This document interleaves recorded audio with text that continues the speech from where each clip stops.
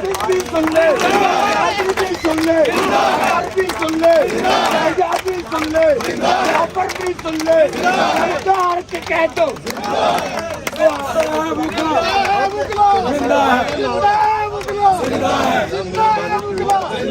تیرا باپ بھی دے گا آزادی، تیرا باپ بھی دے گا آزادی، تم بھی سن لو آزادی، قاضی بھی سن لے آزادی، حافظ بھی سن لے آزادی، حاجی بھی سن لے آزادی، ہم چھین کے لیں گے آزادی، ہے حق ہمارا آزادی، ہے حق ہمارا آزادی، ہے حق ہمارا آزادی، ہے حق ہمارا آزادی، کیا تم نہ دو گے آزادی، کیا تم نہ دو گے آزادی، تو چھین کے لیں گے آزادی، تیرا باپ بھی دے گا آزادی، تیرا باپ بھی دے گا آزادی، تمہیں دینا پڑے گی آزادی، للکار کے بولو آزادی، للکار کے بولو آزادی، ذرا دھیرے بولو آزادی، ذرا دھیرے بولو آزادی، تیرا باپ بھی دے گا آزادی، تیری امی بھی دے گی آزادی، خدا دے گا آزادی، یہ حق ہمارا کے اوپر ایک منظم حملہ کیا گیا جو قابل مذمت ہے۔ دیکھیں پاکستان کا جو آئین ہے اس کے اندر ٹرائیکوٹمی آف پاورز کا کانسیپٹ ہے، یعنی آئینی اداروں کا،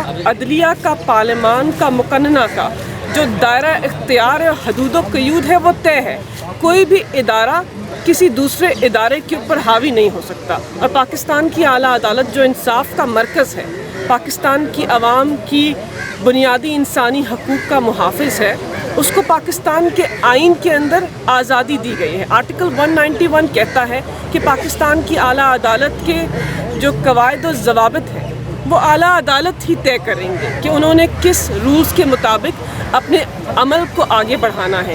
تو کل آئینی شک کی موجودگی میں ایک بل کے ذریعے پاکستان کے پارلیمان کے حدود و قیود کو، ان کے پاورز کو، ان کے رولز کو امینڈ کرنا ہے، وہ قابل مذمت ہے اور غیر آئینی ہے، اور پاکستان کی اعلیٰ عدالت کے چیف جسٹس کو اس قسم کے غیر آئینی قانون جو ہے اس کو ماورائے آئین ڈکلیئر کر کے اسے کالعدم قرار دینا چاہیے۔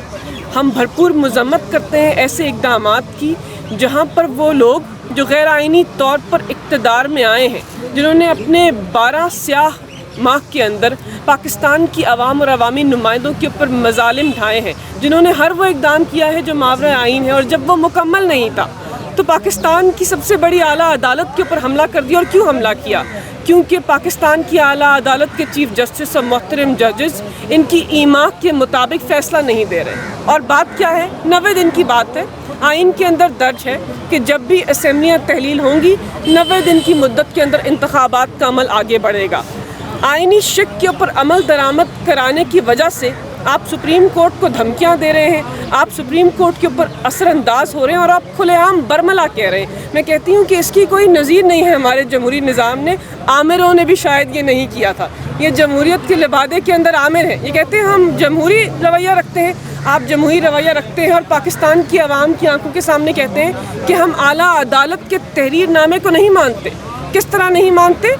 آپ پاکستان کے نظام کی، پاکستان کے آئین کی، پاکستان کے دستور کی، پاکستان کی جمہوریت کی نفی کر رہے ہیں۔ اگر آپ پاکستان کی اعلیٰ عدالت کے تحریر نامے کو نہیں مانتے تو پاکستان کی عوام آپ کی حکومت کو نہیں مانتے۔ اگر آپ نے یہ نظیر رکھنی ہے تو ملک کے اندر جنگل کا قانون پھیلے گا، ملک کے اندر لا قانونیت پھیلے گی۔ یہ نہ کیجیے، پاکستان کی اعلیٰ عدالت کے جو تحریر نامے ہیں ان کو مانیں، جو قانون آپ نے پاس کروایا ہے اس کو کالعدم قرار دینا چاہیے۔ پاکستان کی اعلیٰ عدالت کو پہلے بھی دے چکے ہیں، اور اس کے بعد عام انتخابات کے عمل کو 90 دن کے اندر آگے بڑھنا چاہیے، کیونکہ یہ ایک آئینی شک ہے، یہ تحریر نامے کی توقعات ہیں اور اس کو پورا کرنا حکومت وقت کے اوپر لازم ہے۔ سر ترمیم کے لیے میڈم 2/3 میجارٹی چاہیے ہوتی ہے، وہ ہے نہیں ہے سخت، لیکن دوسری طرف انہوں نے کہا ہے کہ جہاں تک آپ نے بات کی کہ آئین کے اندر ترمیم کے لیے 2/3 اکثریت چاہیے، آپ کی بات سے مکمل اتفاق کرتی ہوں، بالکل آئینی ترمیم کے لیے 2/3 اکثریت چاہیے۔ آپ کے پاس وہ 2/3 اکثریت نہیں ہے، آپ کے پاس ایک مکمل پارلیمان نہیں ہے۔ آپ اس پارلیمان سے قانون سازی کرا رہے ہیں جس پارلیمان کی پاکستان کی عوام کی آنکھوں میں اور اخلاقی طور پر حیثیت کم ہوتی جا رہی ہے۔ ایک پارلیمان جس کے اندر یک طرفہ کارروائی ہو، جہاں پر اپوزیشن کے ممبران موجود نہ ہوں، جہاں پر لیڈر آف دا اپوزیشن ان کے ٹکٹ ہولڈر ہوں، اس پارلیمان سے قانون سازی کرا کر آپ بتاتے ہیں کہ آپ کے پاس یہ اخلاقی اور قانونی جرت ہے کہ آپ سپریم کورٹ کے دائرہ اختیار کو تبدیل کر سکیں. آپ بالکل تبدیل نہیں کر سکتے. جہاں تک بات کی آپ نے الیکشن ایکسپینسز کی، دیکھیے اس کے اوپر حماد اظہر کل ایک تفصیلی پریس کانفرنس کر چکے ہیں کہ جو انہوں نے اب نئی نظیر رکھنا شروع کر دی ہے کہ پارلیمان کو مد مقابل کر دیا ہے پاکستان کی عدلیہ کے، یعنی آپ نے اداروں کے اندر تصادم جو ہے اس کو آپ آگے بڑھا رہے ہیں. کیا ضرورت تھی الیکشن ایکسپینسز کا جو فنڈ ہے، ایکسپینڈیچر ہے، اس کو پارلیمان سے پاس کروانے کی؟ یہ تو التوا کی کوشش کر رہے ہیں. الیکشن ایکسپینسز کا جو ایکسپینڈیچر ہوتا ہے وہ چارج ایکسپینڈیچر ہوتا ہے. آرٹیکل 84 کے اندر واضح طور پر وہ درج ہے کہ کس طرح اس کو آپ پارلیمان کے اندر پیش نہیں کرتے، اس کی منظوری کابینہ دیتی ہے. پاکستان کی عوام کی آنکھوں میں دھول نہ جھونکی اور ہمیں نہ بتائیے، کیونکہ ہم بھی حکومت کر چکے ہیں. ہم جانتے ہیں کہ آپ نے اگر پیسے نکالنے ہیں، اگر الیکشنز کے عمل کو آگے بڑھانے کے لیے پیسے نکالنے ہیں تو آپ کے پاس یہ قانونی راستہ ہے. پارلیمان کے علاوہ یہ پارلیمان سے مہر لگوا رہے ہیں، ایک ربر سٹیمپ پارلیمان سے مہر لگا رہے ہیں کہ پارلیمان ہمارے ہر غیر آئینی، ہر غیر قانونی عمل جو ہے اس کو وضاحت دے، اس کے اوپر ایک سٹیمپ لگائے. اور یہ بہت ہی افسوسناک ہے. اس سے پہلے کبھی بھی کسی جمہوری دور کے اندر کسی حکومت وقت نے، کسی آمر نے بھی اس طرح پارلیمان کو عدلیہ کے مد مقابل نہیں کھڑا کیا تھا. آپ کون سی نئی نظیر رکھ رہے ہیں؟ آپ کیا بتا رہے ہیں عوام کو؟ آپ کیا میسج دے رہے ہیں؟ دنیا کے دوسرے ممالک کو شرم آتی ہے، ندامت سے سر جھکتا ہے کہ ہماری حکومت وقت عدالت کا فیصلہ نہیں مانتے. تو دنیا کا کون سا انویسٹر، دنیا کا کون سا سربراہ آپ کے ملک میں آنا چاہے گا جس ملک کے اندر جنگل کا قانون ہے،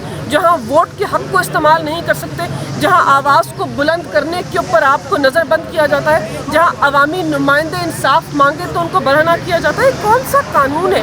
یہ کون سا نظام ہے؟ اس کی جتنی مذمت کی جائے اتنی کم ہے. لیکن انشاءاللہ پاکستان کے وکلاء، پاکستان کی عوام جو اس ملک کے حاکم ہیں، وہ پاکستان کی اعلیٰ عدالت کے چیف جسٹس اور ان کے محترم ججز کا تحفظ کریں گے. انشاءاللہ قانون اور آئین جیتے گا اور پاکستان کی عوام کی فتح ہوگی. بہت شکریہ.